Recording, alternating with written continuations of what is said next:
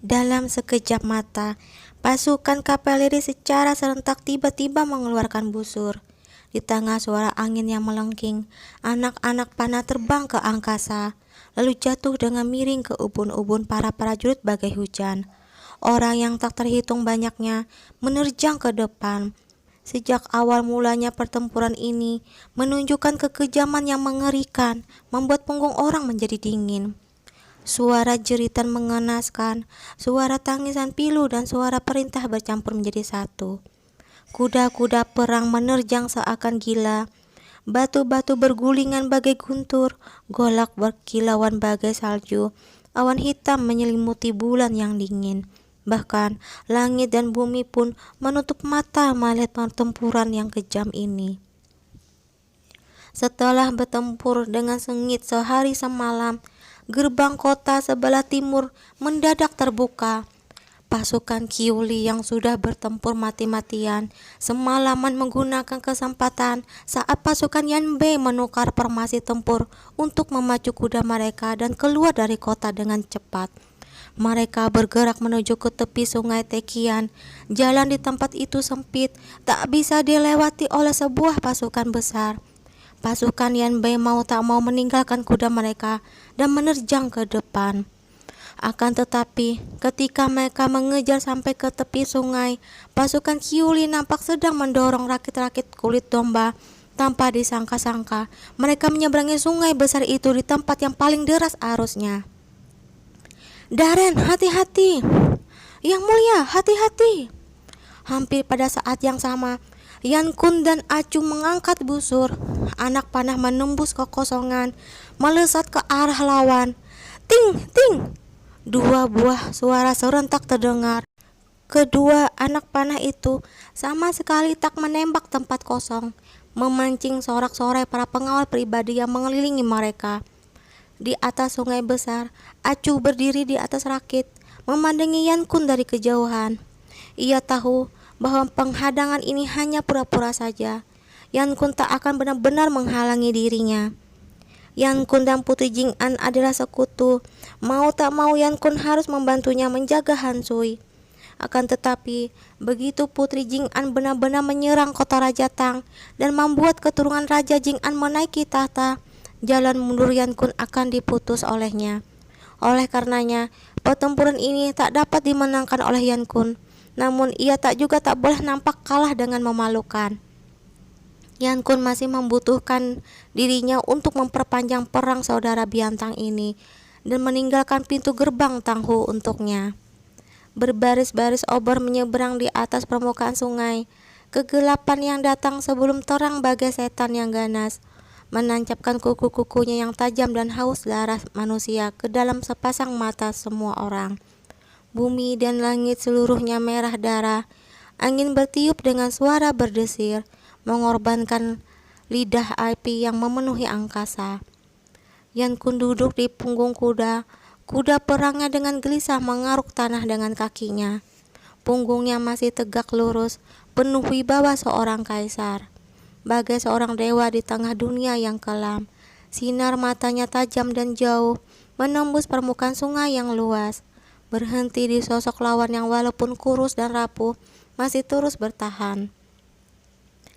Angin malam bertiup, mengangkat rambut di pelipis Acu. Di bawah sinar api, baju jirahnya yang berlumuran darah berkilauan. Ia duduk di punggung kuda di seberang air sungai yang bergejolak dan api yang berkobar-kobar. Ia memandangi dirinya dengan diam. Saat itu, Yan Kun mengingat bahwa permukaan air mendadak terbelah. Ia bahkan dapat mendengar sebuah suara amat pelan, sebuah pemandangan yang agak kacau, dengan suara bergemeretak muncul dari tengah air sungai yang bergolak. Berapa lama sebelumnya sudah berlalu lama, seakan sesuatu yang terjadi di kehidupan yang lalu. Begitu lama sampai Yan Kun tak dapat dengan jelas mengingatnya lagi. Juga suatu malam ketika seperti ini, juga kesunyian bagilah maut telah bertempuran sengit. Seperti ini juga sepasang mata yang sama dipisahkan oleh air sungai yang mesra. Dengan tenang memandangi Acu, kebakaran besar di kota Zhenhuang menyiksa suara pertempuran yang tak putus-putusnya, menggema di padang belantara. Mereka yang masih muda masing-masing berpaling dan memutuskan hubungan. Menghadapi situasi mereka masing-masing akan pergi melakukan perbuatan mereka anggap benar. Mungkin sangat lama sebelumnya semua sudah ditakdirkan. Mereka bagai dua buah meteor yang masing-masing melesat ke utara dan ke selatan. Walaupun pernah saling bertaut karena banyak sebab, mereka akhirnya harus berjalan-jalan yang berbeda. Berjalan mengikuti jalur masing-masing, semakin lama semakin menjauh.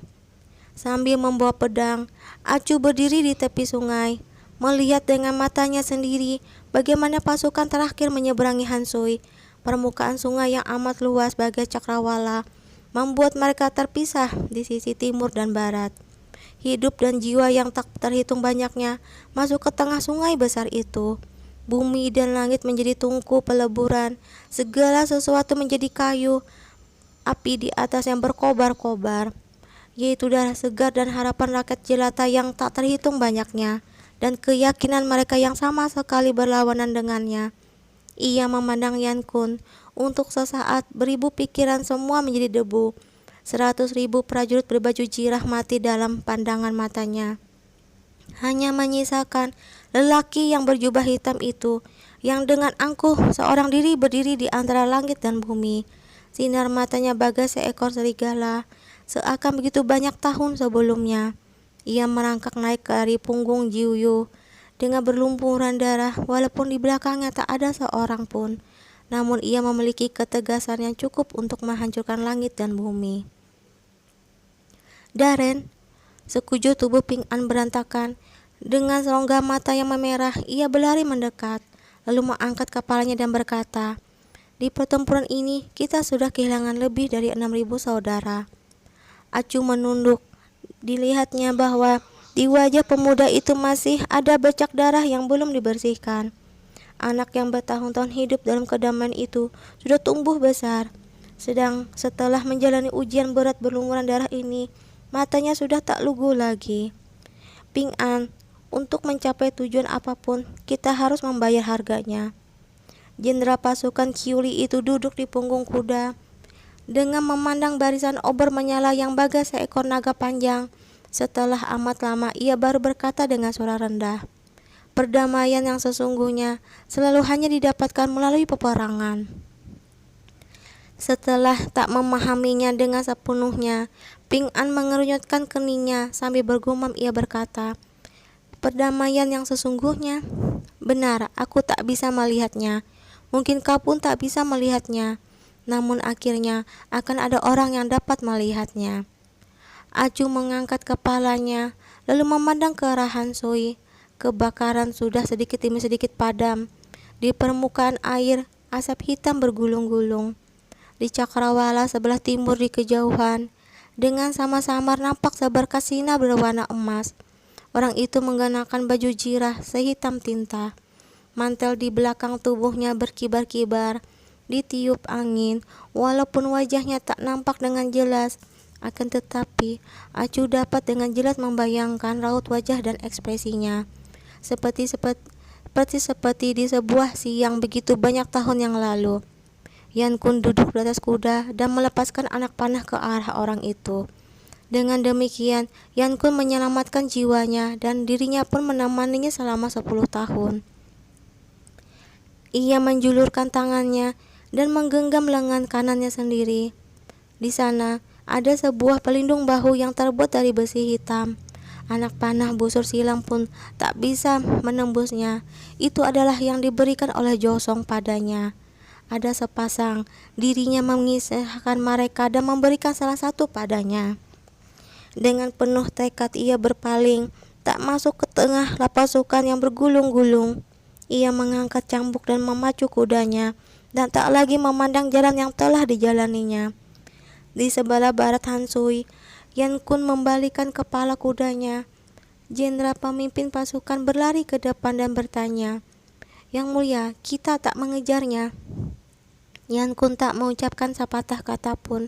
Ia langsung melewatinya, dan setelah berjalan jauh baru berkata dengan hambar, "Tarik pasukan." Pasukan besar itu bergerak bagai air danau. Di cakrawala sang mentari terbit, Seberkas sinar mentari pagi menyebar di permukaan bumi. Dua pasukan besar yang sedang mencongklang pergi itu akhirnya semakin menjauh. Di dalam tenda yang luas, seorang jenderal berbaju jirah berlutut di lantai. Ia sudah amat lama berlutut seperti itu di sini. Matahari sedikit demi sedikit terbenam. Dalam kelam pun tiba tenda itu gelap gulita. Hanya mutiara yang bertersemat di sebuah mantel bulu berwarna emas memancarkan sinar temaram. Dengan sama-sama menyinari siluet orang itu bagai sebuah puncak gunung. Orang itu tak pernah berbicara. Sejak kembali dari sungai Tekian, ia selalu duduk di sini, seakan melupakan segalanya di sekelilingnya. Rumput hijau di luar tenda dengan lembut berayun-ayun. Di tengah angin malam harapan berkibar-kibar. Di bulan 5 Biantang sudah berada di puncak musim panas. Di malam hari terdengar suara tenggoret yang merdu dan enak didengar. Rerumputan di padang belantara sudah lebih tinggi. Dari separuh tubuh manusia, serangga yang tak diketahui namanya berterbangan di udara. Sayap mereka memancarkan cahaya temaram, menimbulkan bintik-bintik yang berkilauan. Kemah itu amat tenang. Jenderal yang mengenakan baju jirah itu tak berani bergerak. Bernapas dengan keras pun tak berani dilakukannya. Ia bahkan tak berani menyalakan lentera. Ia sama sekali bukan tetua yang paling senior di pasukan Yan Bei, dan bukan bawahan lama Kaisar Yan. Sebenarnya, bawahan lama yang mula-mula mengikuti Kaisar Yan bertempur sudah teramat sisa sedikit. Sekarang, beberapa orang ini sudah satu persatu dipanggil kembali dalam pasukan. Walaupun depresi yang mulia sukar diukur dalamnya, namun ia masih adil dan memberikan hadiah dan hukuman, dan juga sangat mementingkan prestasi militer. Asalkan kau berani bertarung dan membunuh, tak usah khawatir tak akan mendapatkan kesempatan untuk menonjolkan diri. Jenderal ini bermagabu, leluhurnya adalah keluarga sastrawan terkenal. Walaupun sudah memudar di generasinya, namun ia masih bisa membaca dan menulis, dan sedikit paham ilmu perang. Dengan mengandalkan sedikit pengetahuan ini, ia selangkah demi selangkah dinaikkan pangkatnya. Dalam beberapa tahun yang pendek, ia sudah menjadi jenderal nomor 1 di angkatan bersenjata Yan Bei. Tak seperti orang lain, sang jenderal menganggap bahwa Yang Mulia sama sekali tak begitu kejam seperti kata orang. Benar, ia telah membunuh gurunya sendiri, membunuh adik perempuannya, dan membunuh semua orang kamar dagang Datong yang telah membantunya selama bertahun-tahun. Akan tetapi, memangnya kenapa? Mungkin orang-orang itu menganggap bahwa Yang Mulia tak punya rasa terima kasih dan akan memaki Yang Mulia sebagai anak serigala yang berhati kejam. Tapi mereka sebagai orang biasa mana bisa melihat hal itu dengan jelas. Kamar dagang Datong tak memahami urusan militer dan tak memahami urusan pemerintahan. Keadaan di dalam negeri rumit dan sulit dikendalikan. Semua pihak memperebutkan kekuasaan. Pertarungan antar praksi di dalam negeri sangat serius. Mereka sudah menguasai Yan Bei selama bertahun-tahun, namun sama sekali tak memberikan kontribusi apapun. Di sebelah utara ada bangsa Kuanrong yang merongrong.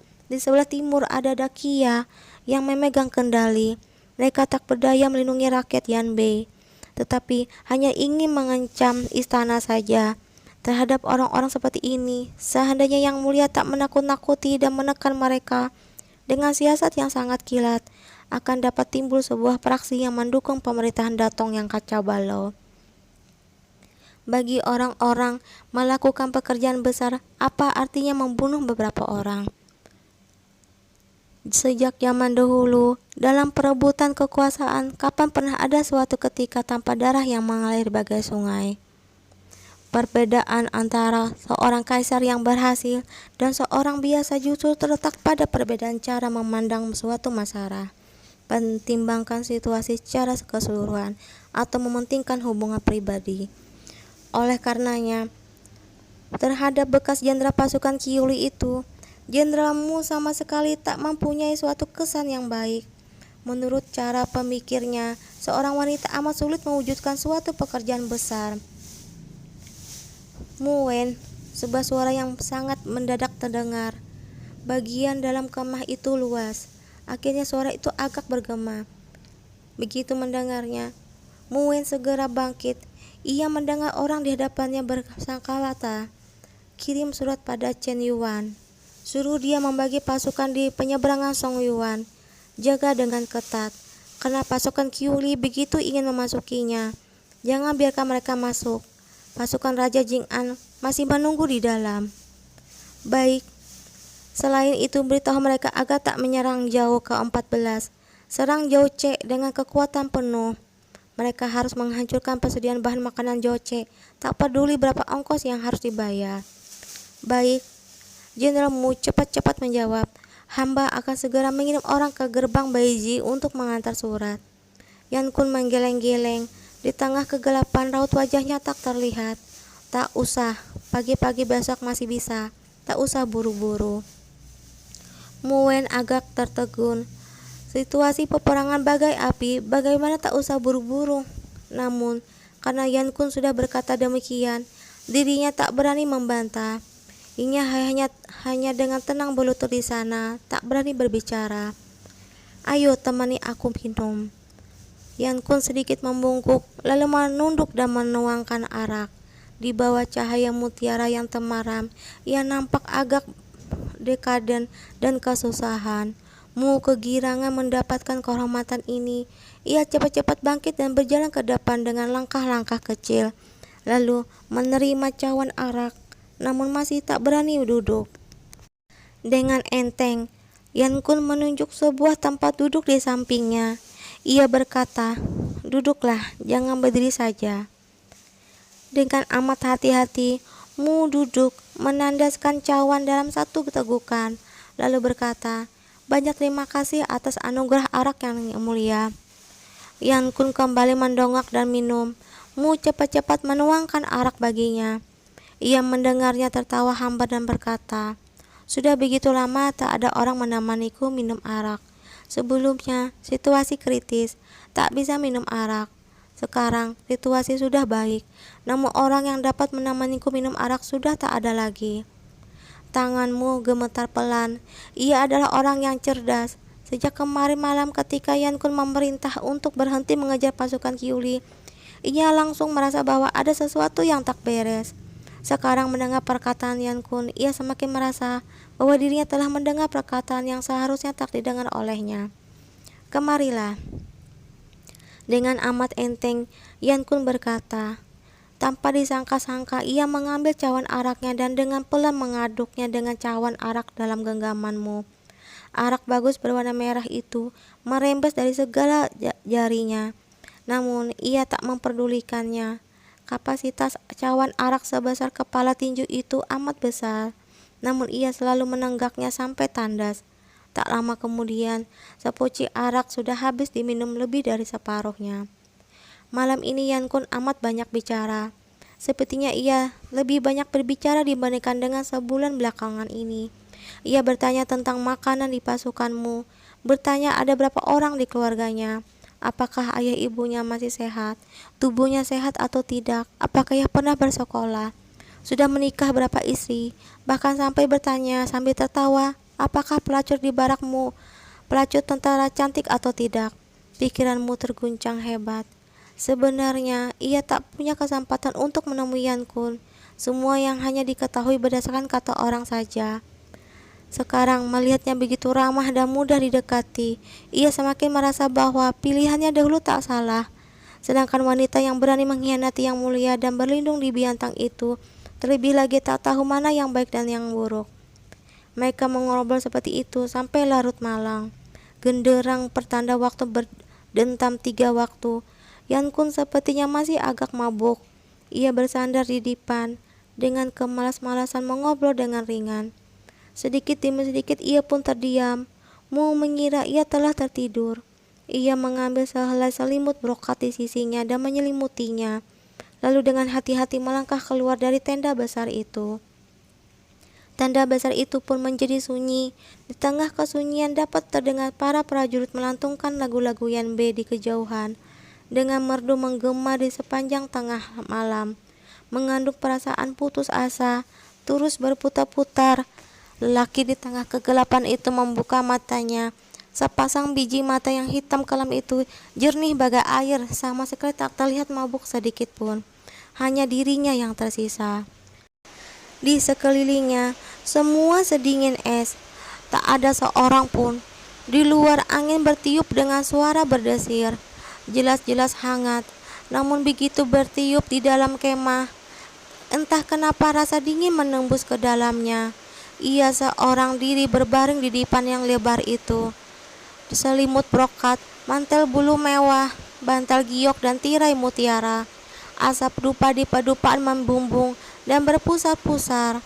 Aroma harum dupa yang ringan dan menyenangkan memenuhi tenda.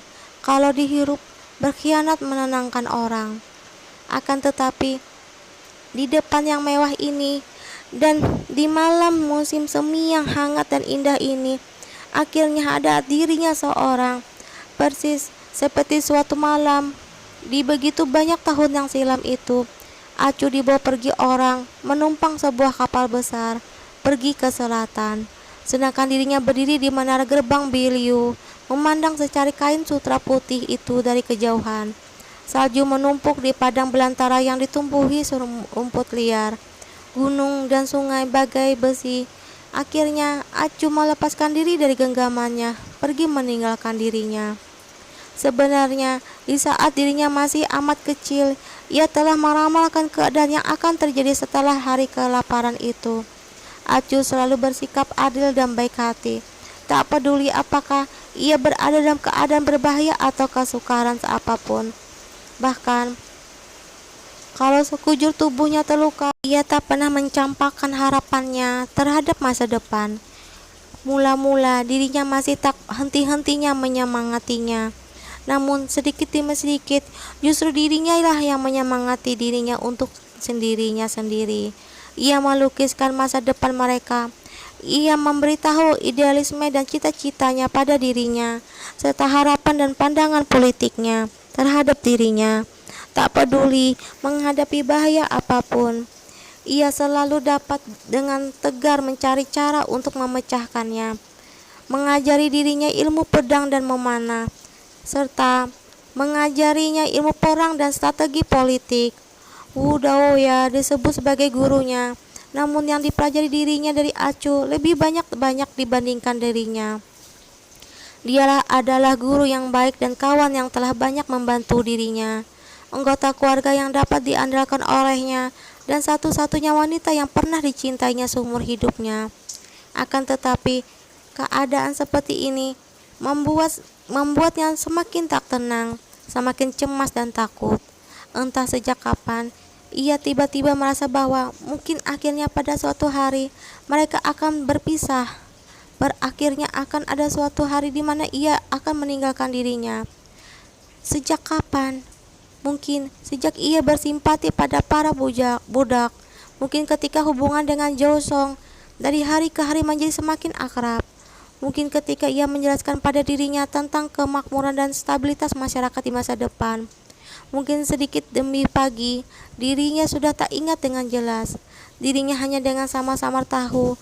Mungkin pada suatu hari di masa datang itu, dirinya akhirnya akan mengecewakannya, akhirnya akan melukainya, akhirnya akan menghancurkan kepercayaan yang berharga itu hingga berkeping-keping.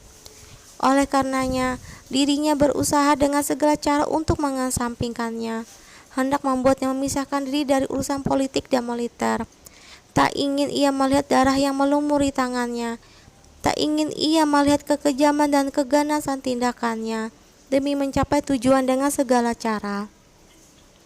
Dirinya sama sekali bukan seorang pemburu yang mematahkan sayap elang putih, melainkan hanya seekor burung hantu yang ditakdirkan untuk berjalan di tengah kegelapan malam.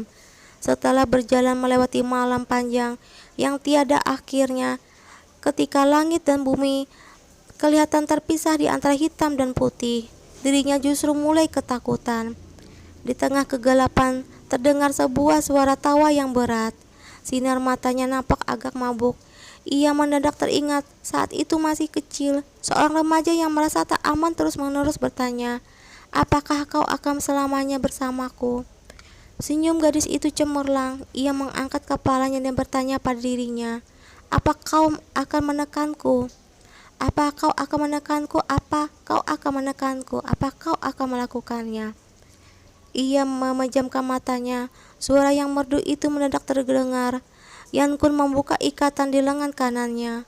Pelindung bahu besi hitam berwarna perak itu pun terjatuh ke lantai. Sinar mutiara yang temaram bersinar di atasnya, berkilauan bagai glasur berwarna. Itu adalah pemberian Josong untuk Acu. Ada sepasang.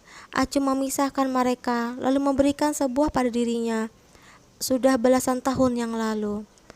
Begitu aku memutuskan untuk menjalani jalan ini, aku pun tahu bahwa kau seumur hidup ini ditakdirkan tak akan menjadi milikku. Kau hidup demi cahaya, sedangkan aku memiliki cita-cita yang terlalu bermandara. Oleh karena itu, aku ingin kau takluk padaku, mematuhi perintahku, seumur hidup mengikutiku. Sayang, akhirnya aku masih kalah juga. Di tengah kegelapan ia pun tertawa tanpa suara. Semua tujuan telah dicapai. Semuanya memiliki harga yang harus dibayar, dan dirinya sudah membayarnya. Tak ada orang yang berharap seumur hidup menjadi orang yang biasa-biasa saja. Masalahnya, saat kesempatan berada di hadapanmu, apa kau benar-benar berani menginginkannya? Di tengah kegelapan suara laki itu berat dan sorak, bagai seorang tua yang sudah menjalani beberapa kehidupan. Ia berbaring di atas dipan emas yang diselimuti kulit berbulu. Arak lezat tumpah di meja, menyiarkan aroma harum yang memabukkan. Ia mengenakan jubah brokat bersulam. Di tengah kegelapan, sudut-sudut bibirnya merekah tanpa suara, sunyi bagai seorang anak yang lugu. Yuan Yu, apa kau berani menginginkannya? Aku tak bisa melakukannya. Yuan Yu menatap lelaki di hadapan itu. Sinar matanya tegas. Dengan nada tenang ia berbicara dengan suara rendah. Seluruh kepala Yuan Muking dipenuhi uban. Rambutnya putih dan kulitnya keriput. Beberapa tahun yang amat pendek, semua sudah menghabiskan segala kemudaan yang dimiliki orang tua ini. Ia bagai air yang mati, sama sekali tak memiliki kekuatan hidup, hanya menyimpan kegilaan terakhir. Dengan sepasang mata yang merah padam, ia menatap putranya tanpa berkedip. Joce sudah kalah dalam pertempuran. Joyang pun tak akan dapat bertahan lama lagi. Di seluruh wilayah Dakia, hanya kau seorang yang dapat membalikan keadaan ini. Asalkan keluarga Yuanku sekarang mencampakkan Joyang, ia pasti akan kalah dalam pertempuran dan runtuh. Saat itu, kumandangkanlah seruan untuk berperang. Seluruh negeri akan bergabung dan menjawab. Saat itu, kau akan menjadi orang nomor 1 di Dakia. 10 tahun kemudian, keluarga Yuan kita akan mengusir Yan Bei dan naik tahta. Sepasang mata Yuan Muking merah padam, bagai seekor binatang liar yang menjadi gila, dengan tajam memandang putranya. Sepasang tangannya mencengkram bahu Yuan Yu.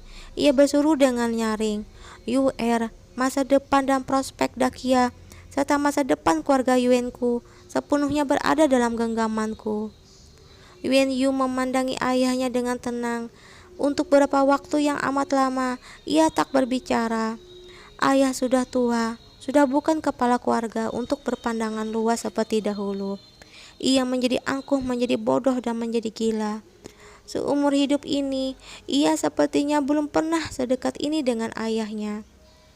Sejak amat kecil, dirinya sudah kehilangan ibu.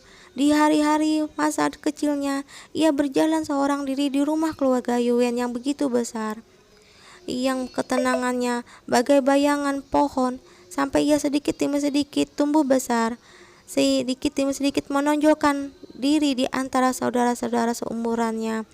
Dengan mengandalkan kerja kerasnya sendiri, ia baru dipandang oleh sang ayah yang memiliki terlalu banyak wanita dan terlalu banyak anak lelaki ini. Nah, teman-teman, ini ceritanya ayah Yuan masih hidup ya. Sedangkan di film ayah Yuan udah meninggal, ibunya meninggal. Yuan adalah anak tunggal dari ayah ibunya. Yuan ditinggal bersama kakeknya dan juga sepupu-sepupunya. Jadi sedangkan Di film tidak begitu ya. Jadi ini ada beda sedikit. Oke, kita lanjut lagi. Akan tetapi setelah itu ia terjatuh, terluka, berhasil bertahan hidup setelah lolos dari lubang jarum. Namun keluarganya sama sekali tak berbelas kasihan dan mencampakkan dirinya sampai ia kembali berkuasa dan kembali membawa kemuliaan bagi keluarga. Namun mereka masih memilih kakak tertuanya dan bermuslihat untuk mencabut nyawanya. Ini adalah keluarganya sendiri, orang tua dan saudara-saudaranya sendiri. Akan tetapi akhirnya dirinya masih tak dapat sepenuhnya membenci mereka. Seperti yang dikatakan Wei Suye, walaupun begitu membenci dan menolak mereka, bagaimanapun juga mereka berdua adalah putra-putra keluarga yang berpengaruh, yang sejak kecil telah menikmati kemuliaan keluarga. Dengan demikian, mereka pun harus memikul tanggung jawab keluarga. Bagaimanapun juga, ia adalah ayahnya yang membuatnya terlahir, yang mendidiknya, ayah yang bahagia atas kesuksesan dan kemajuan dirinya. Walaupun ia pernah bersikap tegas, namun ia masih memberi dirinya masa kecil yang tenang dan makmur. Ketika dirinya masih kecil, ia tak dapat melindungi dirinya sendiri. Ia berdiri di hadapannya, melindungi dirinya dan melindungi seluruh keluarganya. Ayah, aku tak dapat melakukannya. Yuan Yu mundur selangkah, lalu menunduk pada ayahnya, menghormat dalam-dalam. Tangan manusia tak sebegitu besar, tak bisa menggenggam semuanya. Api lilin bergemeretak, cahaya api bersinar di wajahnya, menimbulkan kilau emas pucat. Ia memandang ayahnya dengan tenang, lalu dengan tenang berkata, "Terima kasih atas budi baik ayah membesarkanku. Akan tetapi, aku tak dapat melakukan ini. Kalau Dakia tak memilikiku, masih ada jenderal-jenderal lain. Kalau ayah tak memilikiku, masih ada putra-putra lain. Tapi King Er tak memilikiku, ia tak punya harapan lagi." Ia kembali membungkuk kepada ayahnya yang telah membuatnya terlahir, membesarkannya, mencampakkannya dan membunuhnya itu. Sinar matanya tenang, raut wajahnya pun tenang. "Ayah, jaga dirimu." Yuan Yu berbalik dan pergi. Sinar lilin menyinari punggungnya, menonjolkan punggungnya yang tegak dan tegas. Yuan Muking memandangi putranya dengan terkesima. Sinar matanya bagai abu dingin, bibirnya separuh terbuka, postur sepasang tangannya seakan masih memenggangi bahunya. Saat ini ia tiba-tiba tersadar, mungkin sejak hari ini ia akan selamanya kehilangan putranya ini, kehilangan putranya yang bermasa depan cerah, yang diharap-harapkannya, namun kembali mengecewakannya ini, yang dicambuk-dicampakkan, dikeluarkan dari keluarga dan dikirimi pembunuh olehnya ini. Roda waktu bergulir dari sepasang ayah dan anak ini. Angin bertiup masuk di balik tirai, mengangkat rambutnya yang beruban, meniup punggungnya yang bungkuk. Tiba-tiba ia begitu tua, hanya dapat dengan sia-sia menjulurkan tangannya, namun tak dapat menarik kembali waktu tak berperasaan yang telah berlalu itu. Yuan Yu berjalan selangkah demi selangkah. Dengan amat lambat ia tahu, setelah dirinya berbalik ia tak akan dapat kembali lagi. Begitu keluar dari pintu ini, semua akan tenggelam di tengah tulang belulang putih, darah serta api yang berkobar-kobar. Darah daging akan bercerai-berai, cinta sejati akan berpisah, keluarga akan hancur, negara akan runtuh. Namun ia masih harus tetap maju dengan penuh tanggung jawab. Ia menggunakan seluruh darah di kolong langit ini untuk memberitahu Acu apa sebenarnya yang dianggap penting oleh dirinya. Bukan menjadi seorang raja, bukan meninggalkan nama dalam catatan sejarah, bukan menaiki puncak dan menjadi orang yang kesepian, yang memandang rakyat dari ketinggian itu. Yang diinginkan olehnya hanya agar Acu tetap hidup dan hidup dengan baik di sebuah tempat yang dapat dilihat oleh dirinya. Karena hendak melindungi sesuatu, ia memberitahu dirinya sendiri bahwa ia harus menjadi kuat dan berkuasa. Akan tetapi, kalau sesuatu yang ingin dilindunginya itu sudah tiada, apa arti segalanya sesuatu yang telah dilakukannya? Seumur hidupnya, ia tak pernah melakukan sesuatu yang membuat dirinya menyesal. Tirai kemah besar itu disingkap hingga terbuka. Kakinya menginjak berkas yang diselimuti cahaya rembulan itu. Angin dingin meniupi wajahnya, membuatnya tiba-tiba merasakan suatu kejernihan pikiran yang sebelumnya belum pernah ada sebelumnya. Negeri yang hilang dapat kembali disebut, bala tentara yang telah dikalahkan dan bercerai-berai dapat dikumpulkan kembali. Tapi orang yang sudah mati tak dapat hidup kembali. Perkataan Zhao Ce menjelang pergi kembali menggema di sisi telinganya. Kenali apa yang benar-benar kau inginkan. Sekali-kali hiduplah untuk dirimu sendiri. Kawannya itu, setelah dirinya dijual oleh saudaranya sendiri, diserang dari depan dan belakang, menjadi pecundang di sepanjang jalan, masih dengan seperti dahulu, datang dari jauh untuk menemui dirinya, hanya untuk mengucapkan sebuah perkataan yang remeh seperti ini. Pasukan di luar markas sudah selesai berkumpul. Semua orang sudah siap untuk berangkat. Yuan Yu menarik napas dalam-dalam, maju dengan langkah-langkah lebar, lalu melompat ke punggung kuda. Berangkat! Rerumputan berterbangan, kaki kuda berderap menuju ke Biantang kuno. Di kejauhan bergerak dengan cepat. Gunung dan sungai Laksanali, kekuasaan kekaisaran yang megah, semuanya berada di depan mata. Ia bukan tak berani, melainkan dia tak ingin.